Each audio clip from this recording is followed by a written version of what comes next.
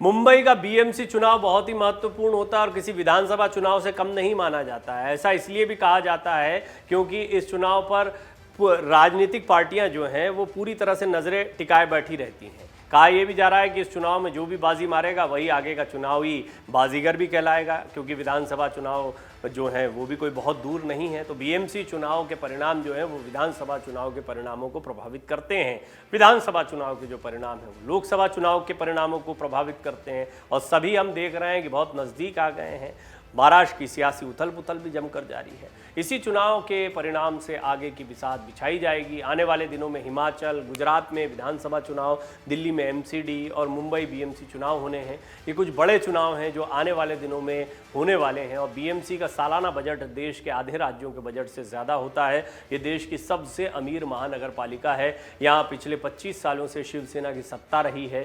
ठाकरे गुट का सबसे मजबूत गढ़ मुंबई रहा है। इस गढ़ को भेदना है तो बड़ी रणनीति की जरूरत होगी। एकनाथ शिंदे और राज ठाकरे को साथ लाने का बीजेपी ने एक मेगा प्लान तैयार किया है। क्या है बीजेपी की रणनीति और क्या राज ठाकरे के लिए बीजेपी ने अपनी सोच बना रखी है? क्या राज को साथ लाने के लिए बीएमसी चुनाव एक बहाना है? क्या बीएमसी चुनाव में राज ठाकरे या उनके बेटे को बड़ा पद दिया जाएगा या मनसे को ज़्यादा सीटें दी जाएंगी? यही हो सकता है। कुछ एक इस तरह के समीकरण बन सकते हैं। तमाम सवाल हैं, इस रिपोर्ट में जवाब जानने की कोशिश करते हैं। बीजेपी ने शिंदे गुट को मुंबई में अपने कोटे की सीटें राज ठाकरे के साथ शेयर करने की सलाह दी है। उत्तर भारतीय भारी तादाद में बीजेपी के सपोर्ट पर वोट करते रहे। ऐसे में बीजेपी के लिए सही नहीं है कि वो खुलकर राज ठाकरे की पार्टी एमएनएस के साथ गठबंधन करे और अपनी सीटें उनके लिए कुर्बान करे। इसलिए बीजेपी राज ठाकरे के साथ खुलकर आने के बजाय गुप्त गठबंधन ही करना चाहती है। इसलिए जो जानकारियां सामने आ रही हैं उनके मुताबिक बीजेपी शिंदे गुट के लिए करीब 85 से 95 सीटें छोड़ने जा रही है। बीजेपी का प्लान है कि शिंदे गुट राज ठाकरे के साथ गठबंधन करें और अपने हिस्से की सीटें राज ठाकरे की पार्टी के साथ शेयर करें। जहां राज ठाकरे की पार्टी की जड़ें मजबूत हैं वहां शिंदे गुट उनके लिए सीटें छोड़ दें। मुख्यमंत्री बनने के बाद एकनाथ शिंदे की राज ठाकरे के साथ 4 बार मुलाकात हो चुकी है। इस बार बीजेपी का लक्ष्य हर हाल में बीएमसी में अपना मेयर बनाना है।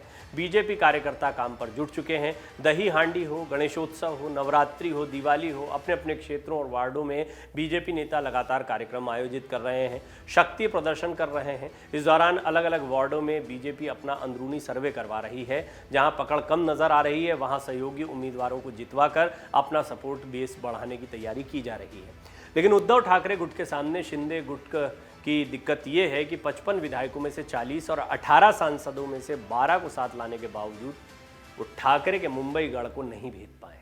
एक कॉरपोरेटर श्वेता मात्रे को छोड़ दें तो मुंबई में ठाकरे गुट के नेता और कार्यकर्ता उद्धव के साथ बने रहे हैं। शिंदे की पकड़ मुंबई से सटे ठाणे में है। मुंबई में तो वो खुद इस बार अपनी ताकत आजमाने में लगे हैं और अपनी ज़मीन तैयार करने की तैयारी में लगे हैं। मुंबई में मराठी मानुष आज एक तरह से अल्पसंख्यक बन चुका है। मुंबई में अब ज़्यादातर लोग गैर मराठी हैं। मारवाड़ी, गुजराती, उत्तर भारतीय वोटर्स पर बीजेपी की पकड़ मजबूत है। लेकिन मराठा होने के बावजूद मराठी मानुष ठाकरे की बजाय बड़ी तादाद में एकनाथ शिंदे का साथ देगा, इसका भरोसा कम है।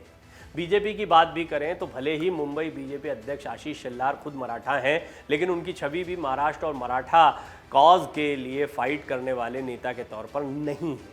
वो बीजेपी के नेता के तौर पर ज़्यादा पहचाने जाते हैं। ऐसे में कोई मराठी वोटों पर अपना असर रखता है तो वो राज ठाकरे हैं।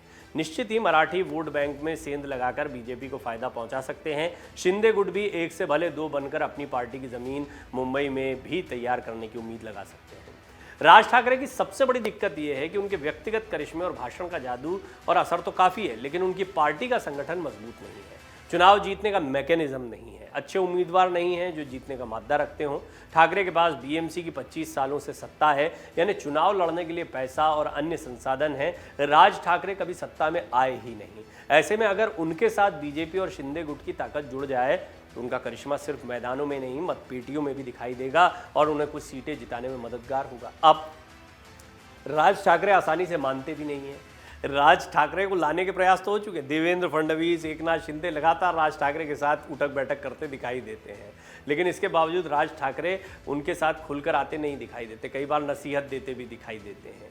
और हाँ, उन्होंने सलाह बाकायदा दी कि अंधेरी उपचुनाव में अपना उम्मीदवार पीछे खींच लेना चाहिए। बाकायदा देवेंद्र फडणवीस को इसके लिए चिट्ठी लिखती है।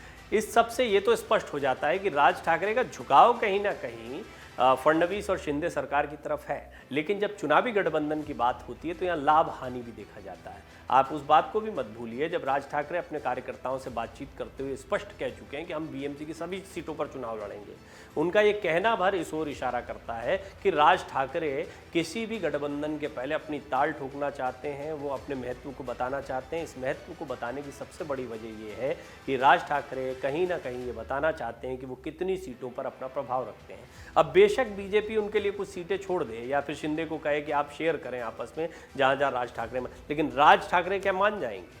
क्या वो शिंदे से सीटें लेने पर मानेंगे या बीजेपी उनको सीटें दे इस बात को मानेंगे, या राज ठाकरे अपना कोई फॉर्मूला रखेंगे? ये एक बहुत महत्वपूर्ण बात है। अमित ठाकरे एक बहुत बड़ा फैक्टर है, जो एक ऐसा फैक्टर दिखाई देते हैं जिनको लेकर बीजेपी और शिंदे गुट के पास एक एज दिखाई देता है कि हाँ, राज ठाकरे का एक सॉफ्ट कॉर्नर या राज ठाकरे मान सकते हैं। कुछ ऐसी बातें भी हो सकती हैं कि जहाँ पर थोड़ा सा झुकें राज ठाकरे भी, और वो है कि उनके बेटे का करियर अब परवान चढ़ रहा है। एक तरफ आदित्य ठाकरे, उद्धव ठाकरे के बेटे दिखाई देते हैं जो बहुत तेज़ी से राजनीति की सीढ़ियों को चढ़े, मंत्री भी बने, राजनीति की समझ भी ली है, जनता से संवाद भी कर रहे हैं, धीरे धीरे पार्टी को एक तरीके से अपरोक्ष रूप से वो संभालते भी दिखाई दे रहे हैं। तो निश्चित तौर पर उनका राजनीतिक भविष्य स्पष्ट दिखाई देता है। अमित ठाकरे पॉलिटिकली एक्टिव हैं, वो युवा विंग को भी देखते हैं मनसे की, लेकिन इसके बावजूद उनका पॉलिटिकल करियर परवान चढ़ना बाकी है। लेकिन ये वो दौर है जब राज ठाकरे अब बहुत ज़्यादा समय नहीं बिताएंगे, 10 साल से ज़्यादा का समय वो महाराष्ट्र नवनिर्माण सेना को खड़ा करने में बिता चुके हैं। अब एक दौर है जब शिवसेना के फूट के बाद एक बड़ा वोट बैंक उनकी तरफ भी निगाहें लगाए बैठा होगा, या कम से कम राज ठाकरे को तो ये लगता है कि कहीं ना कहीं ये बड़ा वोट बैंक, वोट शेयर उनकी तरफ शिफ्ट होगा, जिस मराठा वोट बैंक की बात हमने अभी इस रिपोर्ट में आपसे की है। तो देखना होगा कि राज ठाकरे क्या फॉर्मूला सुझाते हैं, बीजेपी को वो कितना मुफीद लगता है, या बीजेपी जो फॉर्मूला सुझाती है वो राज ठाकरे को कितना जचता है। देखना होगा किस तरीके से अमित ठाकरे को बीजेपी और शिंदे गुट फायदा पहुंचा सकते हैं, राज ठाकरे को कितना सही लगेगा। बहुत सारी बातें, बहुत सारे सवाल हैं, लेकिन एक बात स्पष्ट हो गई है कि बीजेपी और शिंदे को उद्धव ठाकरे से टकराने के लिए राज ठाकरे की ज़रूरत है। हमने आपको पहले भी कई रिपोर्ट्स में बताया कि ठाकरे सरनेम बहुत महत्वपूर्ण है। शिंदे अपने दम पर शिवसेना का वोट बैंक अपने साथ ले आए, इसके बहुत कम चांसेस दिखते हैं। निश्चित तौर पर इसीलिए दशहरा रैली जो बीकेसी मैदान में हुई थी, वहाँ भी आपको ठाकरे परिवार के बहुत सारे सदस्य एक साथ उनके मंच पर देखने को मिले थे। वजह ठाकरे सरनेम दिखाना है, ठाकरे उनके साथ हैं। लेकिन ये सारे, चाहे जयदेव ठाकरे हों, स्मिता ठाकरे हों, निहार ठाकरे हों, इनमें से कोई भी ठाकरे ऐसा नहीं है जो राजनीति में वो मकाम हासिल कर पाया हो जो उद्धव के पास है, आदित्य के पास है, या फिर राज ठाकरे के पास है। तो राज ठाकरे वो चेहरा दिखाई देते हैं जो बीजेपी और शिंदे गुट को कहीं ना कहीं फायदा पहुंचा सकते हैं। अब राज ठाकरे किन शर्तों पर मानते हैं, बीजेपी कितना झुकती है, ये सारी देखने वाली बातें। डाउनलोड करें अमर उजाला ऐप और पाएं खबरें लगातार। अगर आप ये वीडियो YouTube पर देख रहे हैं तो हमारे चैनल को सब्सक्राइब करें और बेल आइकन को दबाना ना भूलें। अगर आप Facebook पर ये वीडियो देख रहे हैं तो हमारे पेज को लाइक करें।